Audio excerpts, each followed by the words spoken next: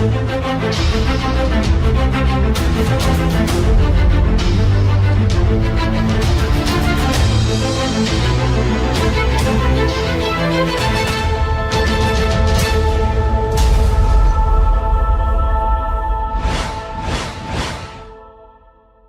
saya bahas tadi ya tentang komunikator dan komunikan. Jadi komunikator itu menyampaikan informasi dan komunikan menerima informasi. Saya ulangi, komunikator menyampaikan informasi dan komunikan menerima informasi. Dan di detik yang sama sebenarnya kita sedang berganti peran gitu ya. Ketika Anda berbicara sama seorang yang Anda kenal, rekan bicara Anda, di detik yang sama Anda juga sebagai seorang komunikan. Melihat, merespon dia ketika kita bicara ini, oh responnya kurang baik nih. Kita pengen motivasi bawahan, misalnya contoh ya. Ternyata bawahan kok nggak termotivasi. Oh berarti ada yang salah sama komunikasi Anda. Betul? Anda pengen komunikasi, ayo bisa, tapi ternyata bawahannya biasa-biasa saja. Ini kan jadi masalah. Nah Anda perlu belajar bahwa ternyata ada respon-respon tertentu yang Anda perlu pelajari, perlu pahami. Oh oke.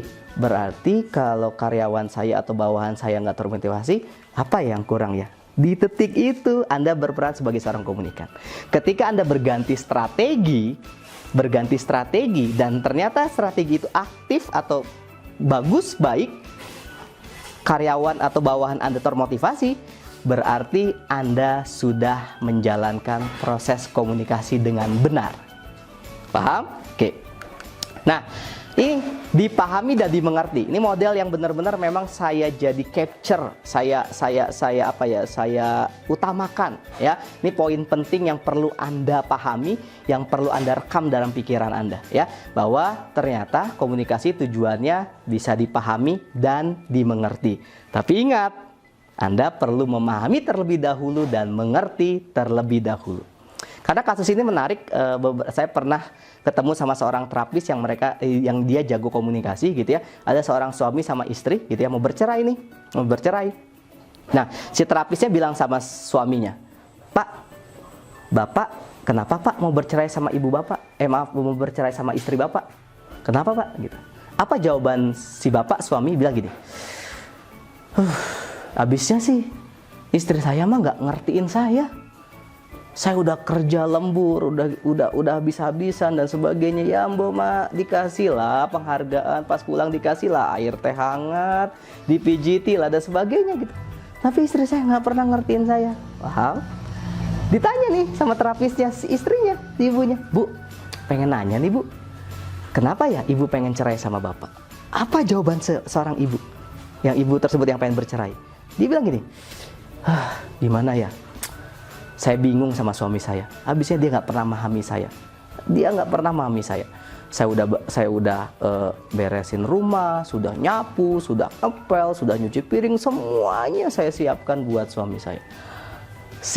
Lihat rekan-rekan semua, kira-kira siapa yang salah? Ya, dua-duanya salah. Karena apa? Karena pingin sama-sama dimengerti, karena pingin sama-sama dipahami. Paham ya? Jadi komunikasi yang baik, lancar, bagus, dan tanpa hambatan ketika kita mau memahami terlebih dahulu dan mau mengerti terlebih dahulu. Clear? Clear ya? Oke. Nah, sekarang pertanyaannya, untuk dapat dipahami dan dimengerti, gimana caranya? Gitu ya.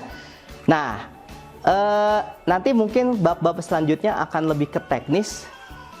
Bagaimana caranya Anda bisa supaya bahasa Anda, berbicara Anda itu bisa dipahami ya. Selain ketika Anda mengusahakan terlebih dahulu memahami dulu atau mengerti dulu. Nah, sebelum itu saya akan membahas 3 asumsi dasar tentang komunikasi. Di 2 bab ini memang banyak filosofi, banyak teori.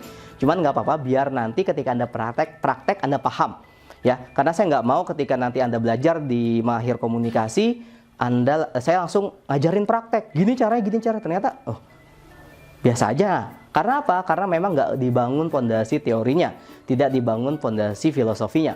Makanya saya sepakat, teori juga penting, praktek pun sangat penting ya. Nah oke, sekarang kita akan bahas 3 asumsi dasar tentang komunikasi. Nah, asumsi pertama adalah ternyata perilaku manusia itu dalam berkomunikasi merupakan hasil dari penerimaan suatu stimulus. Stimulus itu terangsangan, ya. Nah, nama rumusnya adalah SR. S itu stimulus, R itu respon. Ya, ini mirip ketika Anda belajar tentang psikologi, nama penelitian Ivan Pavlov. Anda tahu Ivan Pavlov? Ivan Pavlov itu meneliti tentang anjing yang yang dikasih makanan kerinting gitu ya, terus airnya menjulur lidahnya gitu ya, dikasih bel sebagai anchor atau sebagai stimulus rangsangan. Nah, dikasih makan juga dikasih bel. Akhirnya ketika makannya nggak dikasih, cuman hanya bel aja, tiba-tiba air liurnya keluar. Padahal makanan nggak dikasih lagi.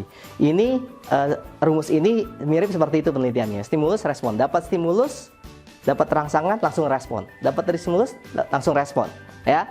Nah, ini juga berarti bahwa ternyata ada di konteks-konteks tertentu, Anda ketika berkomunikasi, Anda spontan, Anda langsung merespon.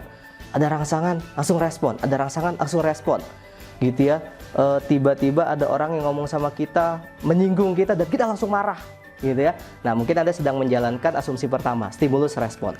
Oke, asumsi kedua adalah respon dapat dimodifikasi oleh organisme atau manusianya yang bersifat aktif. Bersifat apa? Aktif. Dia mengolah stimulus yang datang. Makanya rumusnya SOR. Stimulus, organisme, respon. Apa beda yang sama yang pertama? Kalau yang pertama itu nggak ada modifikasi oleh manusia, tidak ada pengolahan aktif oleh manusia, dia langsung aja spontan. Tapi kalau ini dia ada pengolahan dulu. Misalnya contoh, ketika Anda atasan Anda bilang A, Anda bilang oke, paham. Ada pengolahan aktif di sana, ada modifikasi di sana.